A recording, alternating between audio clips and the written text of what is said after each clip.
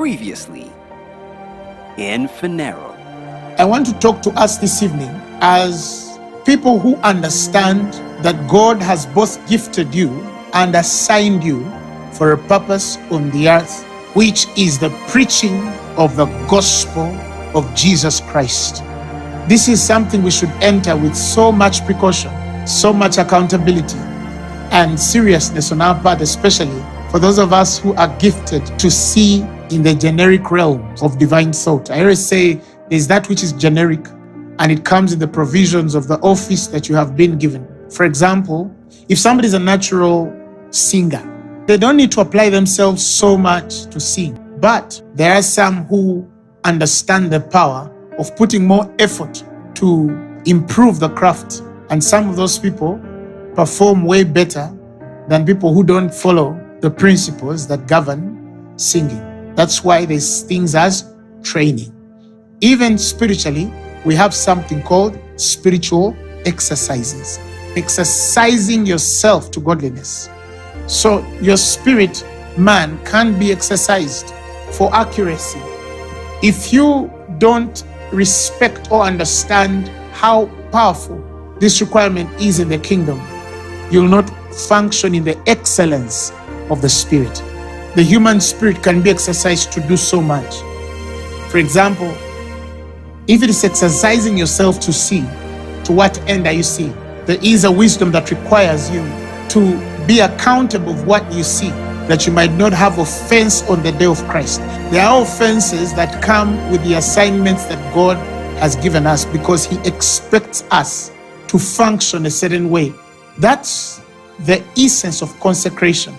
All of us, in a way, as God has called us, like I said, whether you're going to be the people like me, whether you're going to do sound, or you're going to be a business person, you're a political leader, wherever God has placed you, we all have our defined consecrations. When you say that God has consecrated me for a work, there are vows that God has with you when He is about to commission you. And every man should know their vows with God. They are different. Either those which God makes with them privately, individually, or those which God makes with their parents while they're in their womb. For example, the Bible speaks of a man called Samson, and God says that not a razor shall touch his hair. That in the consecrations on Samson, God had to task him with a test that no razor should touch your head. This, if you think about it really, it was not important for Samson really to grow hair, as it was for him to discipline himself against the things that should remind him of the purpose and assignment for which God has given him, and the testation of his heart to know how he would keep the secret of the Lord. There's a very beautiful pattern that I want to show us here. And I want to begin from a story many of us know. Jesus is on his way to Jordan, to the wonderful man of God called John, to be baptized by him in Matthew chapter 3. And then Jesus, verses 16, when he was baptized, he went up straight out of the water, and the heavens were opened unto him. And he saw the Spirit of God descending like a dove, lighting upon him. And a voice from heaven saying, "This is my beloved Son, in whom I am well pleased." Immediately after that baptism, Matthew chapter 4, he is led of the Spirit into the wilderness to be tempted. It's a very important aspect to understand the pattern of the Spirit here. Now, Jesus is going to enter his primal consecration. He begins with baptism. Immediately after the baptism, the Spirit of the Lord descends from heaven like a dove, lighting upon him, and says, "This is my Son, in whom I am well pleased." When he receives the endorsement of heaven, immediately he's taken to the wilderness. And God showed me a pattern. He said to me, I can never lead a man to the wilderness before endorsing them spiritually, before affirming them spiritually. Because if they lose my affirmation, they will express so much insecurities. And instead of true hunger, they'll find themselves lusting. They will lose the patterns and win over empires whose glory they carry not, because they don't understand principles. Without divine endorsement, it can be a very catastrophic experience for a man to be taken into the wilderness. What is the wilderness? It's the place where God kills you. What does it mean to be killed by God? You die to the world and the world dies to you. Nothing in the world appeals to you. God has not designed accessories to minister comfort to you, and they will never minister comfort to you. God can kill you and kill everything you see. It doesn't mean you will not appreciate its beauty, nor enjoy its function as a tool. I will look at a car as a tool. I'll look at a house as a tool, but you will not be consumed by the luxuries that come with it, because you are tagged and designed for purpose. So anything that serves divine purpose, it's the only thing that will connect to your spirit. So God kills you. Then he teaches you himself. I have never seen a student of the Spirit who is not a great scribe. When you learn the place of the scribe spiritually, you'll be amazed how much liberty you express to the person of the Holy Spirit when you choose to write.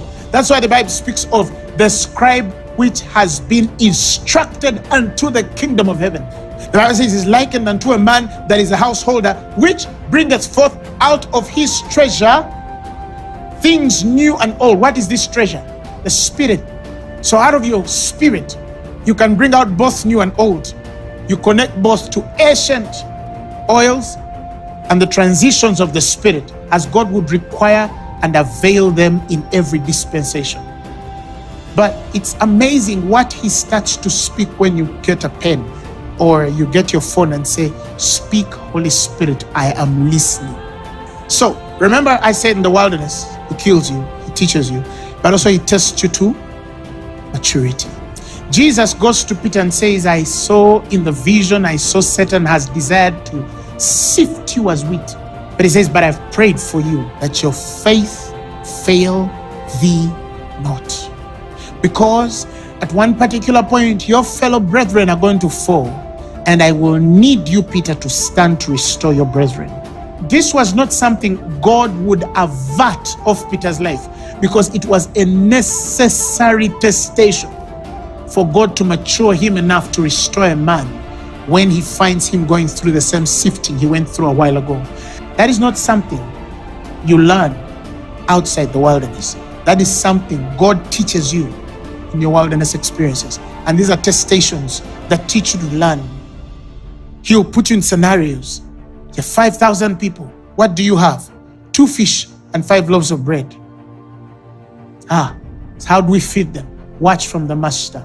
He raises the basket, gives thanks, and all of them eat. One day when you ever get to the wilderness and you're starving, know how to get food when you need it. You see, so those are instructions that only find you as a student. You learn, there are certain things you learn. He teaches you, this is how money comes, because I don't want my servant to beg. This is how you build your health. This is how you build your family. He starts to show you things. You're learning. And we see that all our fathers have gone through the wilderness. Abraham is taken to Canaan. Go to a place I'll show you. And there he says, I shall make thee a great nation. He tells Moses, leave Egypt. Then he throws him in the wilderness. But like I said, before he takes this man to the wilderness, the most important thing at that particular point, he has to help him firstly receive the affirmation of heaven. He has to affirm him. He has to endorse him. He has to minister a certain place of comfort that when that man enters the wilderness, if there are things he should forget, he shouldn't forget that he is a son of God and that he is loved. Because if the wilderness finds you insecure, you can judge God. You can even walk out before the full term that you're supposed to serve. And some of you, your destinies and ministries are literally aborted in the place where they were supposed to be given birth to. Because remember, when you say that you are affirming a man, when we talk about that place of affirmation that Jesus received at the beginning before he's led into the wilderness, God is trying to tell you, I think you are ready to be tested. You are qualified in every ecclesiastical order. I want to teach you the difference between power and authority, and I'm trying to invite you to places of authority. I want to put the miraculous faculty in you, charismatos, So you don't only heal, but you become a source that teaches many to heal.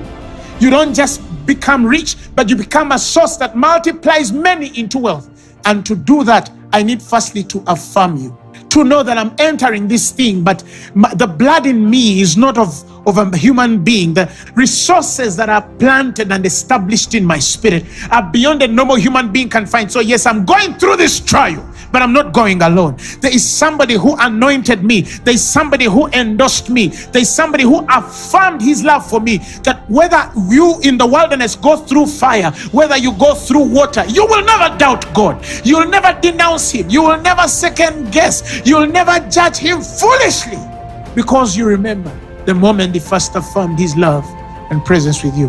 He says, now go, for lo, I'm with thee to the end. That is why there are people, regardless of what they go through, and I'm talking about some of you or to some of you, they'll eventually land where they're supposed to be. It's only a matter of time. Why?